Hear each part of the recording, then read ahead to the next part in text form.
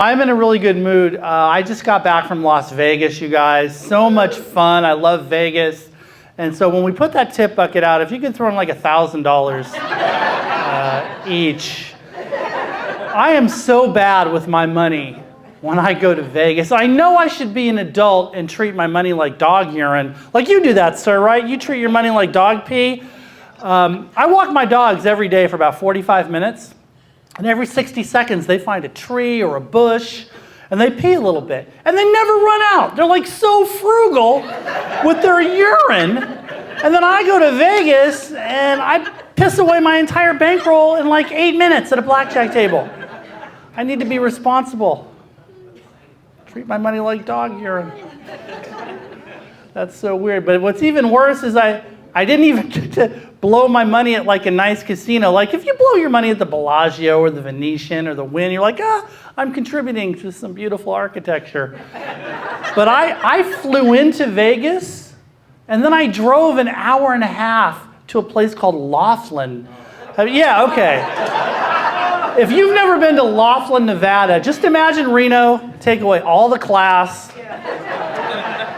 But we were there because we were there to celebrate my friend's birthday, and Laughlin is located on a river, and so he wanted to celebrate on a pontoon boat, because that's normal. That's a normal way to celebrate your birthday.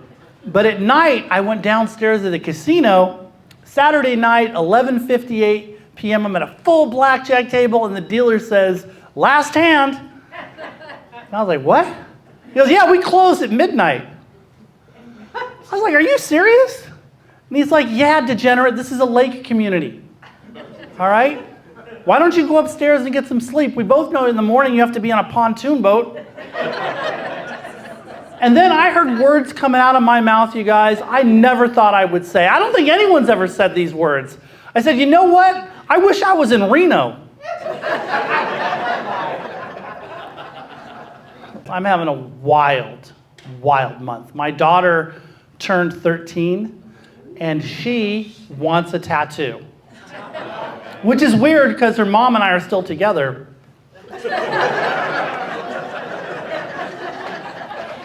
Some people don't like that joke. Believe me, if you think politics divides this country, tattoos divide this country. Every study shows that 30% of Americans love tattoos, 30% hate them, 40% claim to be indifferent. I think they're scared to get involved. But personally, I would much rather hang out with people who have tattoos than don't. Because people with tattoos have stories. They're honest, they're vulnerable. They're using their flesh to advertise they're cool. They're like, "Hey, here's some I like. Maybe you like it too. We could be friends." You know who never has tattoos? Politicians, right? People with power, CEOs, secrets, agendas. I don't trust anybody without a tattoo, you guys. I just don't. And aesthetically, I'm an art lover. But if I'm being honest, I'd rather see that art on a canvas than on your titties. Because ladies, your titties don't need any help, right? They're already gorgeous. And if they're not, is graffiti the answer?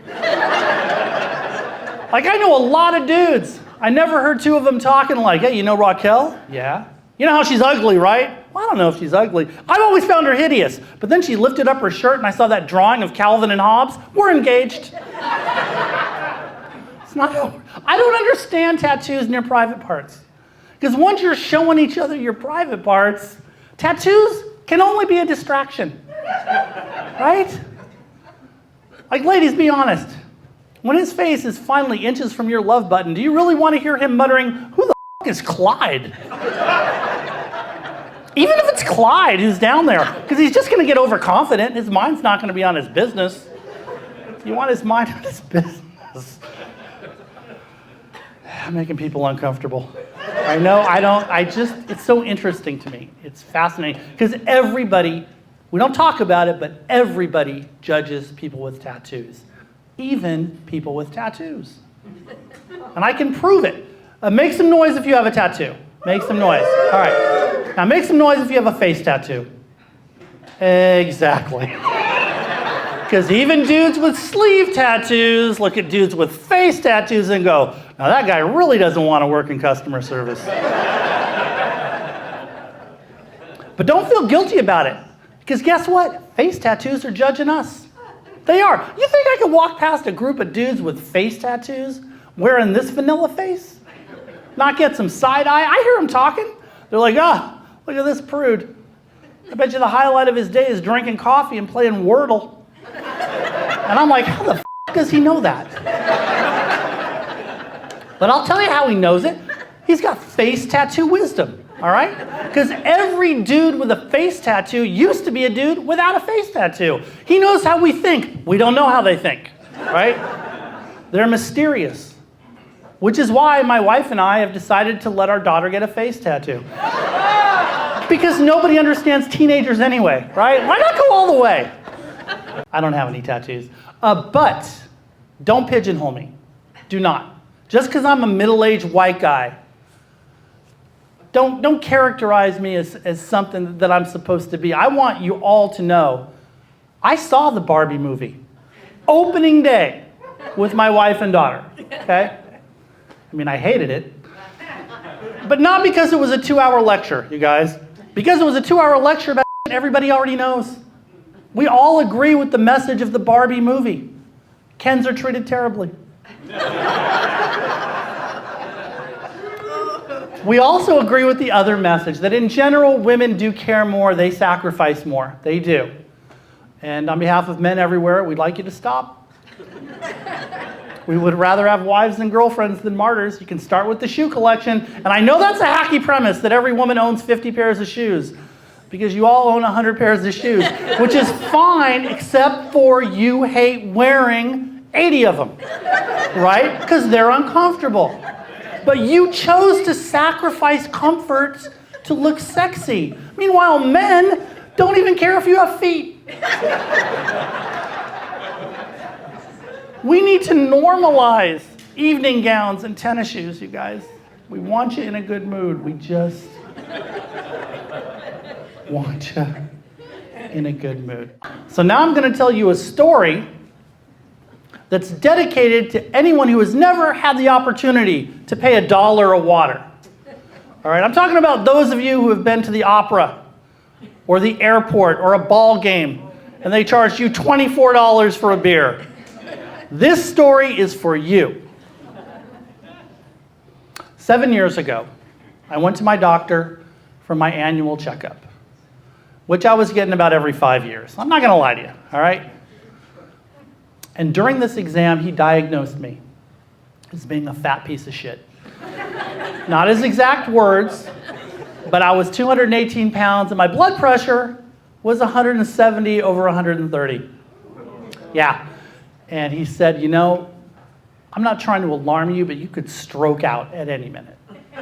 And I was like, oh, thanks for not alarming me. But I was alarmed. And I changed everything, you guys. I changed my diet, my exercise. I started taking blood pressure medication.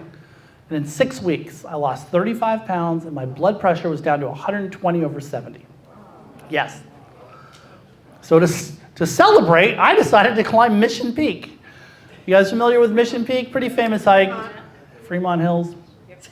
Go with a buddy. As we're hiking up, he's telling me how great I look. I'm telling him how great I feel.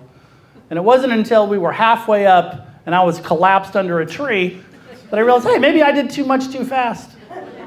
Anyway, as I was laying there, feeling my brain shrinking inside my head, a miracle occurred.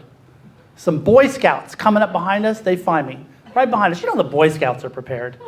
Scoutmaster rushes over, stands over my body and says, you see, boys, this is what happens when you don't hydrate. Then he and the boys sat down to see how this all played out. And the way this played out was, my friend, who was not a Boy Scout, he hikes down the hill, gets some cell reception, calls the Rangers.